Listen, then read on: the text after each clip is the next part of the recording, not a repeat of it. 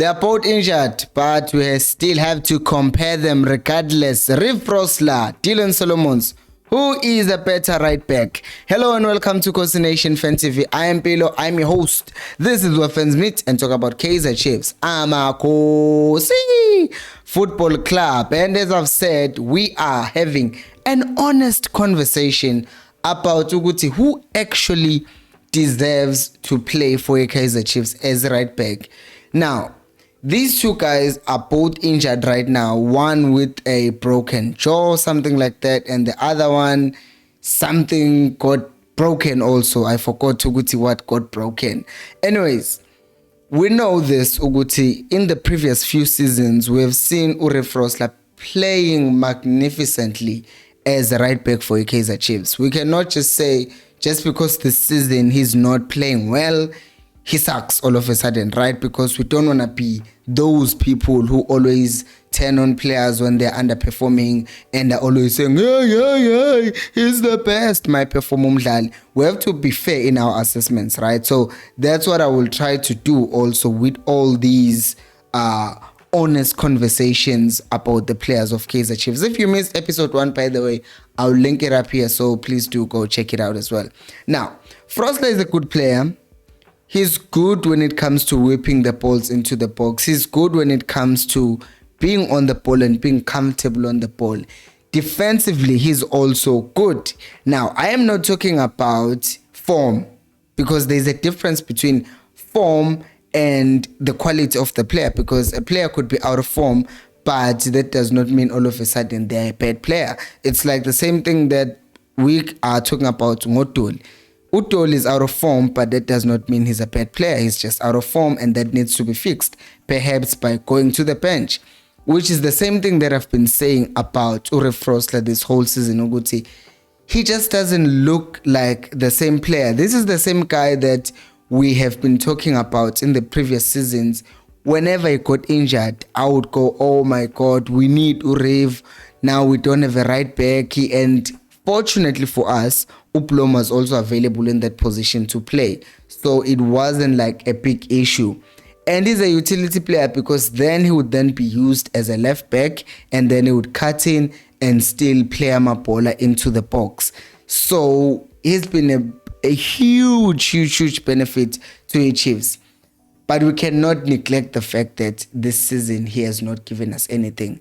That is where this whole thing is at, Uguti. Yes, he's a good player, but this season it's just not happening for him. And kukhona ukuthi umdlala be out of form and you think they're unfortunate. Like if you look at a player like Ashley Dupree when he plays these days, he misses chances, but he keeps on trying. He makes some runs right, but he fails because he tries to score and then something happens and it does not happen. But when you look at Reeve, sometimes the body language is like, it's like we lose the confidence this season. He doesn't have the confidence to keep on going. It's like there's just something that is blocking him. There's something that is blocking him from reaching a potential. And I know people will probably jump into saying it's the coaching, because that's what we go to on default. It's the coaching. The coaching is bad. Why are all the players bad this season?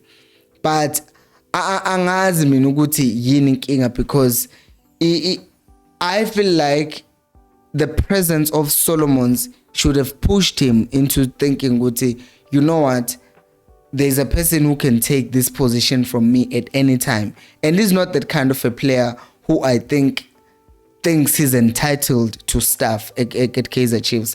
He always seems like a humble guy. However, whatever this thing is it the pressure? Is it whatever that is going on in his personal life? He just needs to snap out of it, because by the time he wakes up, his position will be gone to Solomon's, which I'm going to talk about right now. But while we're here, guys, if you want to support the channel, please support the channel by joining and becoming the member of this channel. Simply click the join button next to the subscribe below on the bottom left corner, and then you'll be redirected to another page where you can just pay 20 rands per month to support this channel. What do you get? You get access to videos. This video was released to members first. Now you are watching it, but it was initially released to members.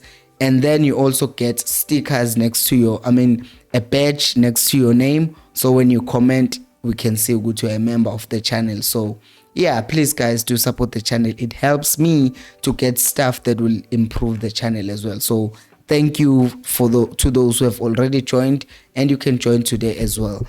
Not to forget also, guys, we have my live streams every day at 7:30 every weekday. Now let's go to Solomon's, the guy that has been good for the Chiefs whenever he has played. Some people are saying no, Solomons is not good for anything. He just has a pace and that's all that he has. But the fact that he has a pace has been the thorn in the teams that we have played against, because our teams Mazdlala or Reeve, they just seem to relax. A good example of what Solomons brings to each Chiefs. If you remember the game that we played against, I think it was 0 AM, where both our players came out injured. It was first Ungezana who clashed with Reeve, and then Reeve gets injured, dislocated shoulder, I think. And then Solomons comes in. Yeah, it was Test Galaxy. Solomons comes in. You could see Uti Omatlaba were now forced to push back, because they saw they couldn't deal with the pace when the balls were played in behind the defenders, because you overlap, because he knows he favors himself. He can run past defenders, but then if the ball is played and Segui counter, he can still recover just as easy. And we saw the same thing with Derby again when he was playing with Derby. But then he was just as quick going backwards. So he's a threat going forward, he's still good enough. He's still good for us going back as well. So Lento pace pela. Or if the season is not giving us anything, and Solomons has raised his hand this season and said, listen, I can actually give you what Uriv is not giving you this season. I might not have the good quality right foot that Uriv has and is not using this season, but I do have a pace that will trouble defenses. I do have a pace that will make a fullback of our opponents think twice before they overlap, because they know, I get the ball, I play to midfield, I make that overlapping run, our midfielder finds me while I'm running down the line, and then all of a sudden you are in trouble, because now you have to defend facing your own goal, which is basically what he does, my Setoli Pola, because you cannot catch up with him. He has a pace, and once he's behind, intercellular segments is for him to just play a cutback. And with the spaces, we've seen Uguti Uzwane in recent games is sort of trying to limit the spaces between our players, so that we don't try to play long passes, we play shorter passes. It does not really need to play him across. He can just play a shortcut back to Dolly or whoever, or number 10 who's coming behind to collect the ball, and then we can play the balls into the 18 area, which is what we saw with Ongezana on the right. Even Nokwinik, they were not playing a cross bonagwa right. They were just playing these short passes that were kind of creating some trouble for Imarisbek United. Uguti never really materialized, but we saw Uguti there is a system that does not just require you having a good right foot, which is what Frosler brings. And now Solomons brings the pace, brings the energy, which is something that is always welcome, especially in a system that plays such a high intensity. So for me, I would say Solomons should definitely be starting ahead of Frosler, because whenever he's played, he has shown more hunger, more determination. What do you think, guys? Let me know down in the comment section. Please do like the video. I will see you live stream and on another videos.